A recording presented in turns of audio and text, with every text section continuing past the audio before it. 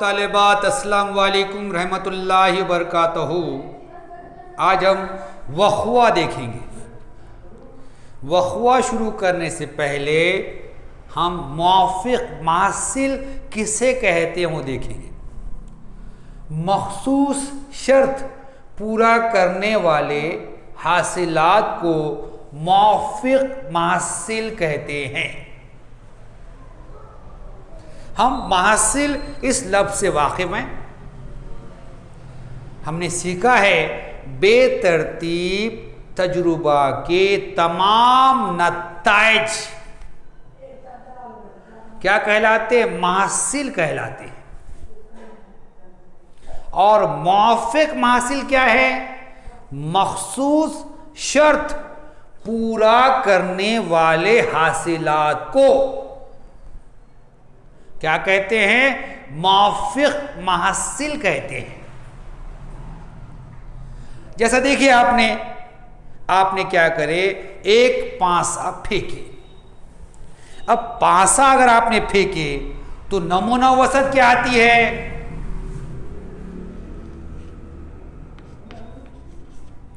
1, 2, 3, 4, 5, 6 है कि नहीं? लेकिन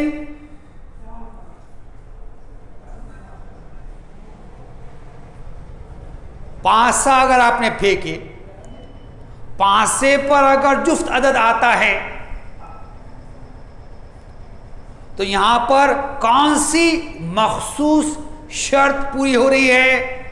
जुफ्त अदद हासिल होने की मखसूस शर्त पूरी हो रही है।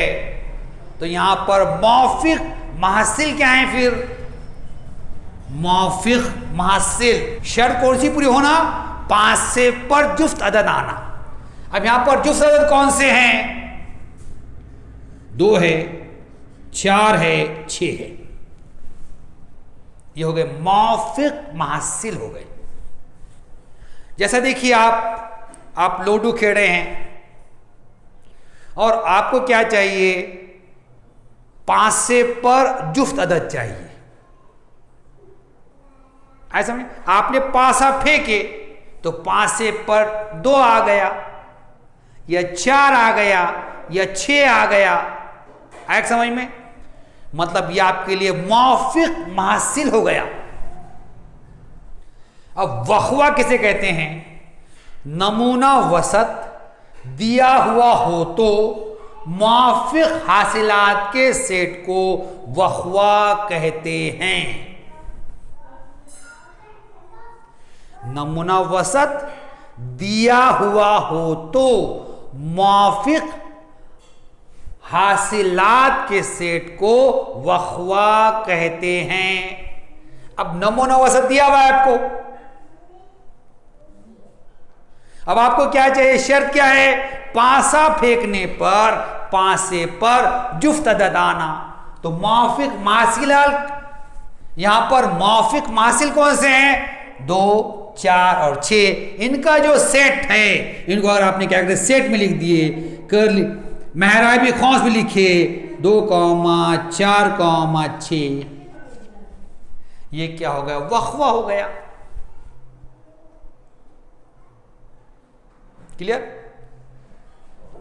अब वक़्वे को अंग्रेजी बड़े हुर्फ A, B, C, D जैसे हुरूफ से जाहिर करते हैं। लेकिन यहां पर एस का इस्तेमाल नहीं करना है। हुरूफ एस का इस्तेमाल नहीं करना है। हर्फ एस का इस्तेमाल नहीं करना है। क्यों? एस किस लिए इस्तेमाल करते हैं हम? नमूना वसत को जाहिर करने के लिए। एस के अलावा अंग्रेजी हुर्फ़े तहजी के बड़े हुर्फ आप कौन से भी इस्तेमाल कर सकते हैं। यहां पे हो गया ए। आप बी भी ले सकते हैं, सी भी ले सकते हैं, डी भी ले सकते हैं, जो लेना चाहे वो ले सकते हैं। लेकिन सवाल में अगर दिया हुआ है यही उर्फ लो तो आपने वही लेना है। वखवा ए में नमूना नुकात अरकान की तादाद को n ऑफ a से जाहिर करते हैं। अगर वखवा बी है उसमें नमूना नुकात के तादाद को जाहिर करना है, n ऑफ b लिखेंगे। वखवा सी है उसमें नमूना नुकात के तादाद को जाहिर करना है, n ऑफ c लिखेंगे। वखवा डी है, n ऑफ डी लिखेंगे। वखवा ई है, n ऑफ ई लिखेंगे। अब यहाँ पर वखवा ए है तो इसमें अरकान तादाद को क्या लिखेंगे, n ऑफ ए लिखेंगे। कितने अरकान है यहाँ पर, 3 अरकान है, इसलिए 3। वखवा नमूना वसत का ज़िम्नी सेट होता है। ज़िम्नी सेट की तारीफ से हम वाकिफ हैं। जमात नहूम में हमने सेट सबक में ज़िम्नी सेट की तारीफ देखी हुई है। अगर ए और बी 2 सेट हैं, सेट ए के तमाम अरकान सेट बी में शामिल हो तो हम कहते हैं सेट ए सेट बी का ज़िम्नी सेट है। उसी तरह देखिए ये वखवा ए जो है इसके तमाम अरकान नमूना वसत एस में शामिल हैं, तो हम क्या कहेंगे, वखवा जो है नमूना वसत का ज़िम्नी सेट होता है। कोई भी वखवा उसकी जो नमूना वसत है उसका ज़िम्नी सेट होता है। ये बात आपने याद रखना है। अब हम मश्की सेट 5.3 करेंगे। मश्की सेट 5.3 का सवाल नंबर 1 है, मंदर झैल तजुर्बात में नमूना वसत एस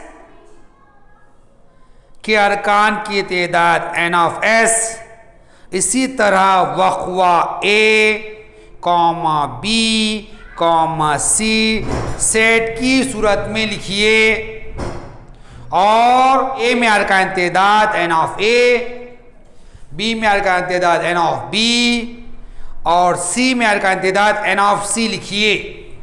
सवाल नंबर 1 के लिए क्या करना है, अपने नीचे जितने भी बेतरतीब तजुर्बात हैं उनके लिए नमूना वसत एस लिखना है, नमूना नुकात की तादाद n ऑफ s लिखना है और उसके बाद वखवा ए बी और सी लिखना है और वखवे ए में अरकान की तादाद n ऑफ ए, वखवे बी में अरकान तादाद n ऑफ बी और वखवे सी में अरकान तादाद n ऑफ सी लिखना है। पहला सवाल है उसमें एक पासा फेंका गया है। ए ऐसा वखवा है जिसमें ऊपरी रुख पर आने वाला आदद जुफ्त है। बी ऐसा वखवा है जिसमें ऊपरी रुख पर आने वाला आदद ताख है। सी ऐसा वखवा है जिसमें ऊपरी रुख पर आने वाला आदद मुफर्रद है। अब यहां पर हमें बेतरतीब तजुर्बा कौन सा करना है, एक पासा फेंकना है। एक पासा फेंका गया।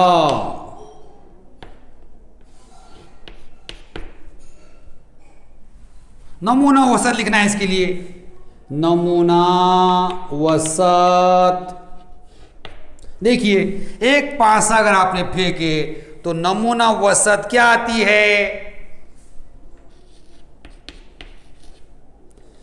1, 2, 3, 4, 5, 6 आती है। n ऑफ s कितना है, कितने अरकान है n में, s में कितने अरकान हैं, 6 अरकान है, इसलिए यहां पर 6 आ जाएगा।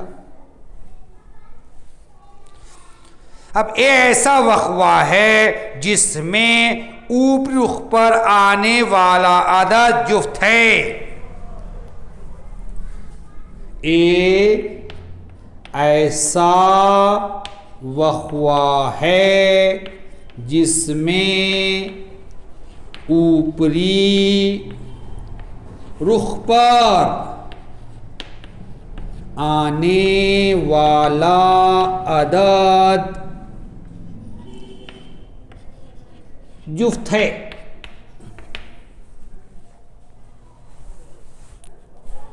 अब ए कौन सी हालत है? आपने क्या करे, पांसा फेंके तो पांसे के ऊपरी रुख पर क्या आता है? जुफ्त अदद आता है। अब जुफ्त अदद किसे कहते हैं? ऐसे आदात जो दो से मुकम्मिल तौर पर तकसीम होते हैं, या ऐसे आदात जिनके इकाई के मकाम पर सिफर या 2 या 4 या 6 या 8 इसमें से कोई एक हिस्सा होता है, उन्हें क्या कहते हैं? जुफ्त आदात कहते हैं। अब ए हालत ऐसी है कि आपने पांसा फेंके तो पांसे पर कौन सा अदद आया? जुफ्त अदद आया। यहां पे जुफ्त अदद कौन से है? फिर 2 है, 4 है, 6 है। एन ऑफ ए में कितने अरकान हैं? 3 अरकान हैं, इसलिए ए में अरकान तादाद कितनी हो गई? 3 हो गई। बी ऐसा वक़्वा है जिसमें ऊपरी रुख पर आने वाला अदद ता है। बी ऐसा वक़्वा है जिसमें ऊपरी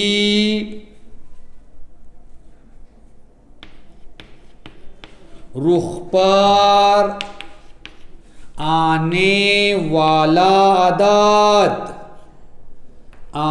वाला अदद ता है। अब बी ऐसी हालत है, आपने पांसा फेंके तो पांसे के ऊपरी रुख पर कौन सा अदद आता है? ताख अदद आता है।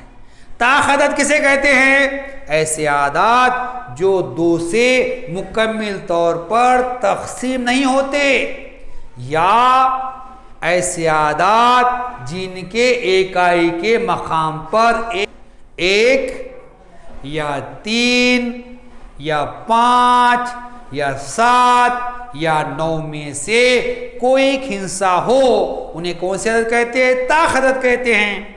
अब देखिए यहां में बी लिखना है तो नमूना वसत एस में ताख अदद कौन से हैं? 1 है, 3 है और 5 है।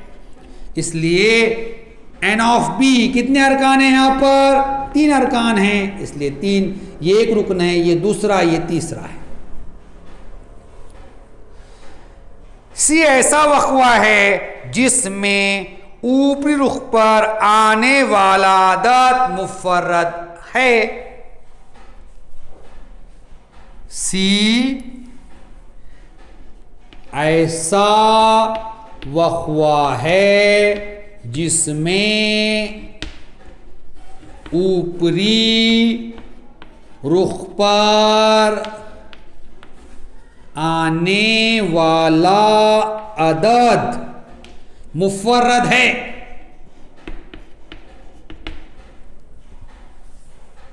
अब सी ऐसी हालत है, आपने पांसा फेंके तो पांसे के ऊपरी रुख पर कौन सा अदद आया? मुफर्रद अदद आया। अब मुफर्रद अदद किसे कहते हैं? ऐसे आदात जो खुद से या एक से तकसीम होते हैं, उन्हें कहते हैं मुफर्रद आदात। एक बात आप याद रखना है, एक ना ही मुफर्रद है और ना ही मुरक्कब। समझ में आएगा आपको? अगर आपने मुफर्रद अदद 1 से शुरू करे आपका गलत हो जाएगा।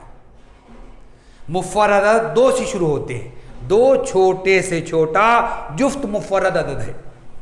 तो देखिए यहां पर सी में क्या आएगा?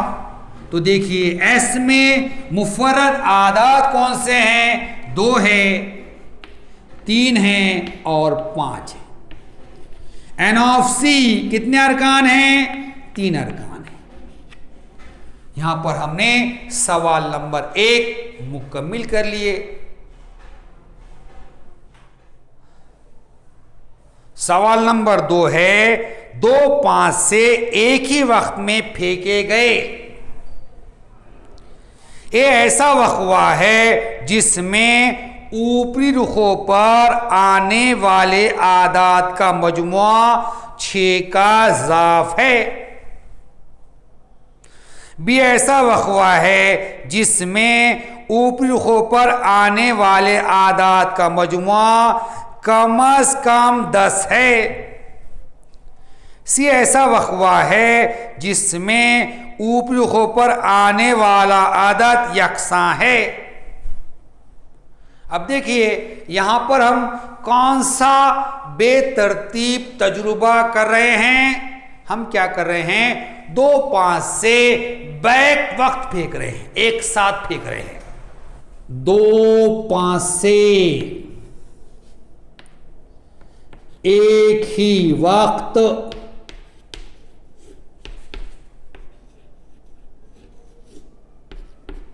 फेंके गए। अब नमूना औसत क्या आती है आपने याद रखना है। 2 5 से एक ही वक्त फेंकने पर नमूना औसत क्या आती है? हमारे बखौज में 1,1, 1,2, 1,3, 1,4, 1,5 और 1,6,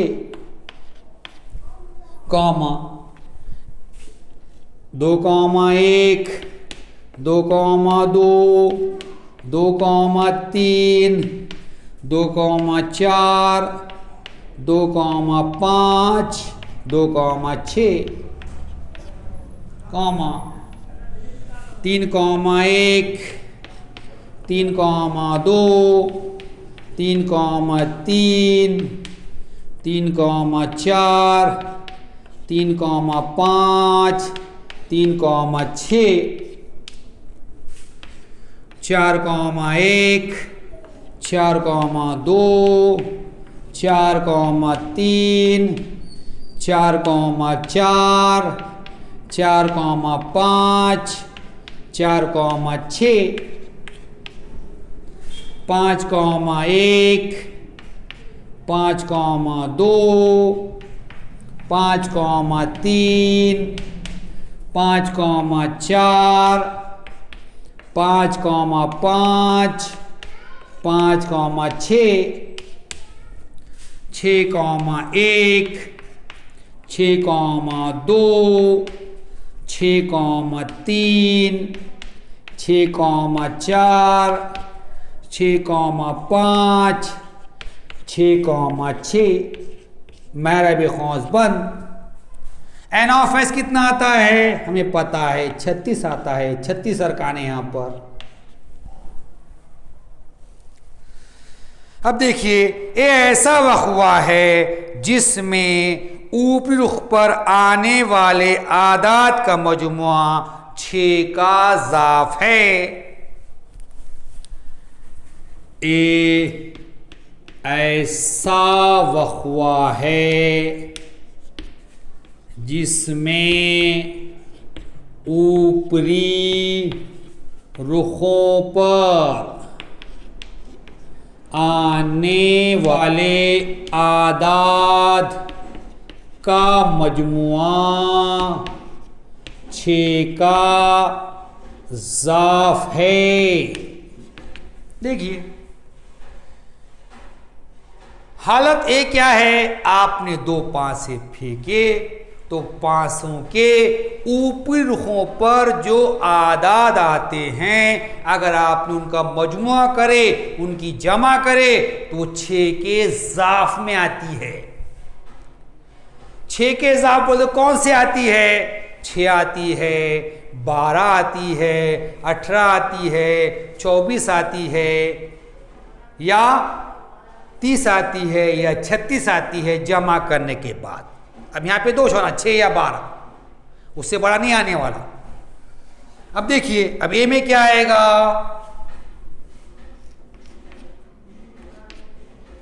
देखो यहां पर अब हमने क्या किए, खौस में ऊपरी रुखों पर आने वाले आदाद लिखे हैं।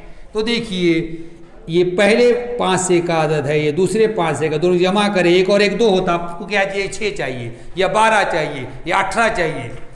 यहाँ 3, ये 4, ये 5, ये 6 है, तो 1,5 ले सकते हैं यहाँ पर हम, क्योंकि ऊपरी रुखों के आदाद की जमा करें तो 6 आता है, 6 का इजाफ है।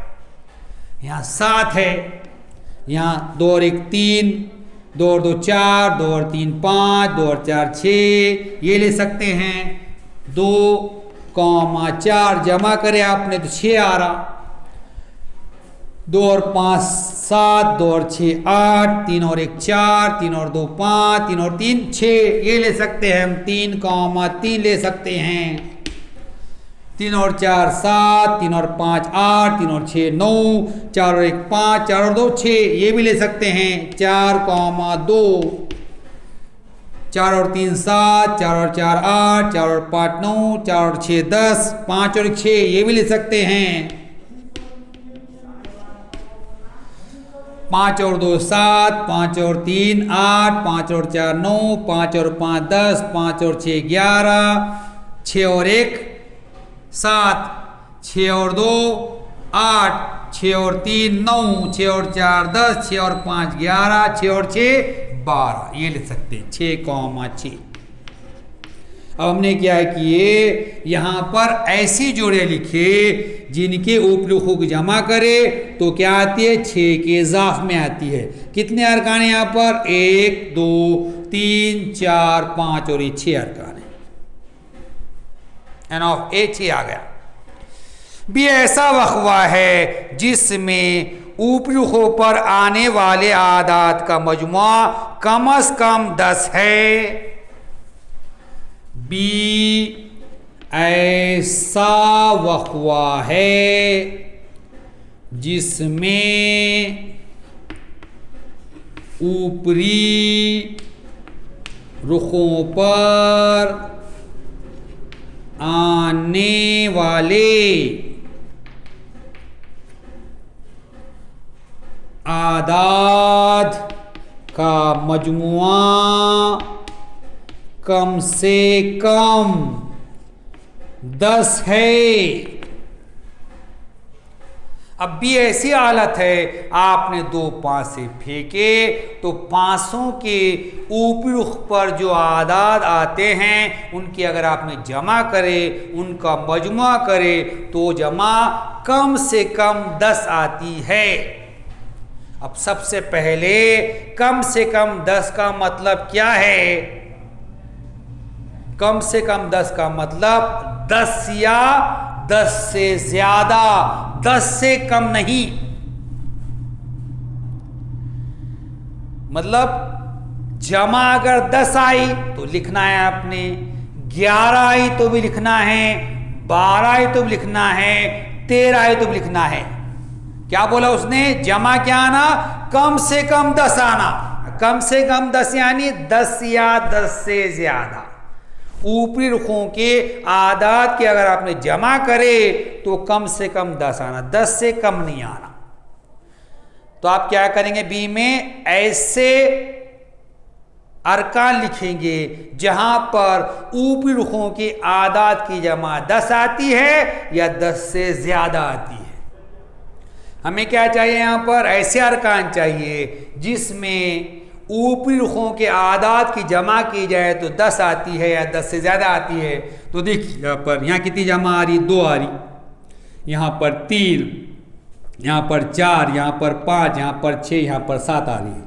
यहाँ पर 3, यहाँ पर 4 आ रही है, 2 और 2 4, 2 और 3 5, 2 और 4 6, 2 और 5 7, 2 और 6 8, 3 और 1 4, 3 और 2 5, 3 और 3 6, 3 और 4 7, 3 और 5 8, 3 और 6 9। यहाँ पर 4 और 1 5, 4 और 2 6, 4 और 3 7, 4 और 4 8, 4 और 5 9, 4 और 6 10। ये 4,6 ले सकते हम। तो बी में क्या आएगा, पहला 4,6 आएगा क्योंकि 4 और 6 की जमा 10 आती है। उसके बाद 5 और 1 6, 5 और 2 7, 5 और 3 8, 5 और 4 9, 5 और 5 10 आता है। यहाँ ले लेंगे 5,5 लेंगे हम क्योंकि जमा 10 आ रही है यहाँ पर। 5 और 6 11 लेंगे, 10 से ज़्यादा जमा आ रही है यहाँ पर, ये भी ले लेंगे 5,6। उसके बाद 6,1 7 होता है, 6,2 8 होता है, ये नहीं लेंगे। 6,3 9 होता है, 6,4 10 होता है, ये लेंगे 6,4 ले लेंगे यहाँ पर। फिर 6,5 भी लेंगे, 11 हो रहा है यहाँ पर। और उसके बाद 6,6 भी लेंगे क्यों 12 आता है यहाँ पर। एन ऑफ बी कितना है, फिर कितने अरकान है एन ऑफ बी में, 1 2 3 4 5 6 अरकान है। आप इसे लिख लीजिए या इसका स्क्रीनशॉट ले लीजिए। फिर हम क्या करेंगे, वखवासी लिखेंगे।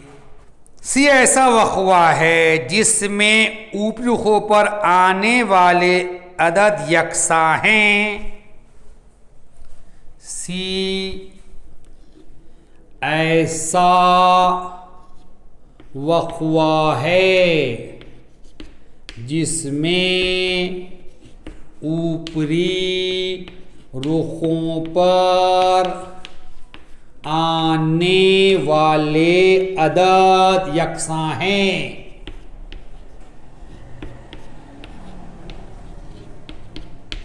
अब देखिए, सी ऐसी हालत है आपने पासे फेंके तो दोनों पासों पर यकसा अदद आते हैं। तो देखिए सी में क्या आएगा, पहले पासे और दूसरे पासे दोनों पर यकसा अदद आते हैं। तो देखिए यहाँ पर ये पहले पासे पर भी 1, दूसरे पासे पर भी 1, मतलब 1,1 दोनों पर यकसा अदद आए, इसलिए 1,1 यहाँ लिखेंगे हम। फिर ये 2,2 लिखेंगे यहाँ पर हम 2,2। फिर हम क्या करेंगे 3,3 लिखेंगे यहाँ पर, यकसा अदद आ रहे हैं। 4,4 लिखेंगे यहाँ पर, 5,5 लिखेंगे यहाँ पर और 6,6 लिखेंगे यहाँ पर। ठीक है, हमने क्या किए, ऐसे अरकान लिखे, ऐसी हालत लिखिए जिसमें दोनों पासों पर यकसा अदद आ रहे हैं। एन ऑफ सी कितना है यहाँ पर, देखिए ये 1, ये 2, ये 3 4 5 और 6 रुक रहे। यहाँ पर हमने सवाल नंबर 2 मुकम्मिल कर लिए हैं। 3 सिक्के बैक वक्त उछाले गए। ये ऐसा वक़्वा है जिसमें कम अज कम 2 चित हासिल हों। बी ऐसा वक़्वा है जिसमें एक भी चित हासिल ना हो। सी ऐसा वक़्वा है जिसमें दूसरे सिक्के पर चित हासिल हो। अब यहां पर हम कौन सा बेतरतीब तजुर्बा कर रहे हैं, 3 सिक्के बैक वक्त उछाले गए। हम क्या कर रहे, 3 सिक्के बैक वक्त उछाल रहे हैं।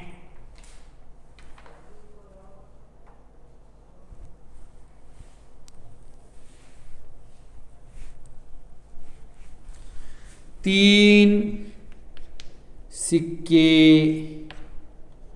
बैक वक्त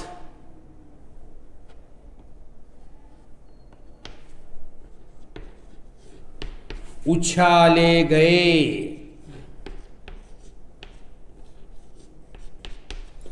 अब नमूना वसत क्या आती है, पहले लिखेंगे हम यहां पर।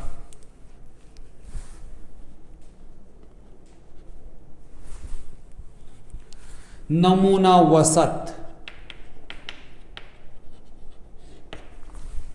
देखिए यहां पर एस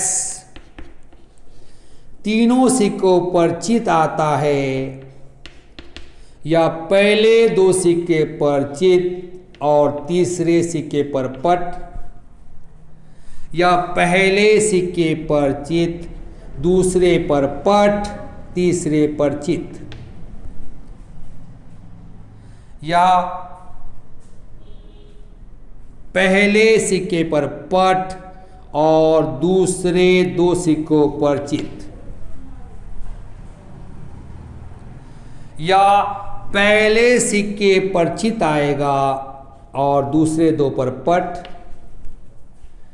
या पहले पर पट दूसरे पर चित या तीसरे पर पट आएगा, या पहले 2 पर पट तीसरे पे चित या तीनों पर पट आता है। ये 8 नताइज हासिल होते हैं। एन ऑफ एस क्या है यहां पर 8 है। ये ऐसा वक्वा है जिसमें कम से कम 2 चित हासिल हों।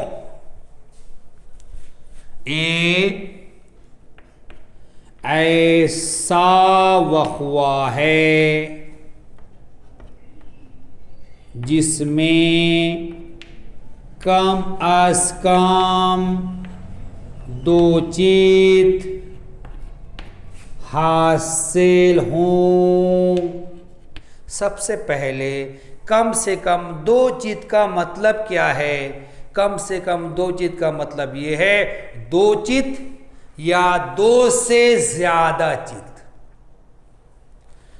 2 से कम नहीं, 2 या 2 से ज्यादा। आप क्या करेंगे? 2 चित वाले भी लिखेंगे और 2 से ज्यादा चित वाले भी लिखेंगे। क्यों? आपसे कहा गया है कम से कम 2 चित, 2 या 2 से ज्यादा, 2 से कम नहीं। तो देखिए यहां पर ए में क्या आएगा? अब 2 चित वाले कौन से एस के अंदर? HHT है, HTH है और THH है। ये सब में क्या है? 2 चित है। आपको क्या लिखना है यहां पर? 2 चित वाले या 2 से ज्यादा वाले लिखना है। अब 2 से ज्यादा वाले कौन से हैं? HHH। एन ऑफ ए कितना आएगा यहां पर? 4 आएगा।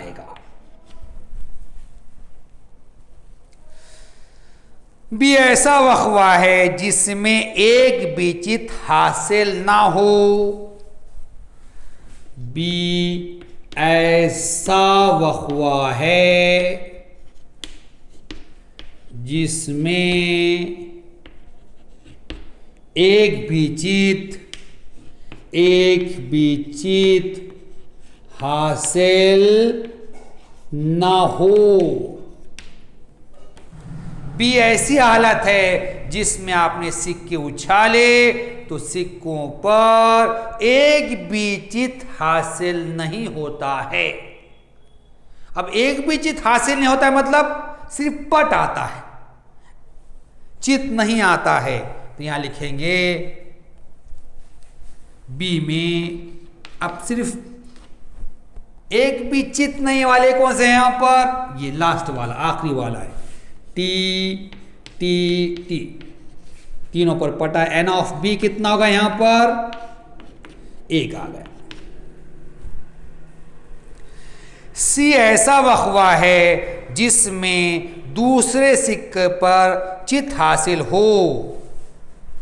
सी ऐसा वक्वा है जिसमें दूसरे सिक्के पर चित हासिल हो। अब देखिए सी ऐसी हालत है जिसमें आपने क्या किए? तीनों सिक्के उछाले तो दूसरे सिक्के पर क्या आता है? चित आता है, वो लिखना है आपको। तो देखिए यहां पर सी में क्या क्या आएगा लिखेंगे। देखिए ये पहले सिक्के पर चित, ये दूसरे सिक्के पर, ये तीसरे सिक्के पर। तो दूसरे सिक्के पर क्या आया है? पर चित आया, वो लिखना है आपने एच एच एच। उसी तरह देखिए अब यहां पर दूसरी कंडीशन, दूसरा नतीजा है। ये पहले सिक्के पर एच दूसरे पर भी चित, तीसरे पे पट। तो दूसरे पे चित जो आता है लिखना है आपको, यहां आ जाएगा HHT। अब यहां पर ये नहीं लिखेंगे, क्यों नहीं लिखेंगे? क्योंकि आपको क्या चाहिए, दूसरे सिक्के पर चित चाहिए। यहां पर दूसरे सिक्के पर क्या है, पट है। अब यहां देखिए, यहां पर पहले सिक्के पर पट है, दूसरे पर चित है, तीसरे पर चित है, ये लिखेंगे क्योंकि दूसरे पर क्या आ रहा है, यहां पर चित आ रहा है। अब यहां पर ये नहीं लिखेंगे आप, क्यों नहीं लिखेंगे? क्योंकि दूसरे सिक्के पर पट है, हमें क्या चाहिए, चित चाहिए। अब ये लिखेंगे हम, दूसरे सिक्के पर क्या है, चित है, तो यहां लिखेंगे THT। ये नहीं लिखेंगे, क्यों नहीं लिखेंगे? दूसरे सिक्के पर पट है, ये भी नहीं लिखेंगे, दूसरे सिक्के पर पट है। तो यहां पर क्या हो गया, N of C। C में अरकान तादाद कितने हो गए, यहाँ पे 4 हो गए। यहां पर हमने सवाल नंबर 3 मुकम्मिल कर लिए। इंशाअल्लाह नए वीडियो में हम मश्की सेट 5-3 के सवाल नंबर 4, 5 और 6 हल करेंगे। तब तक के लिए अल्लाह हाफिज़।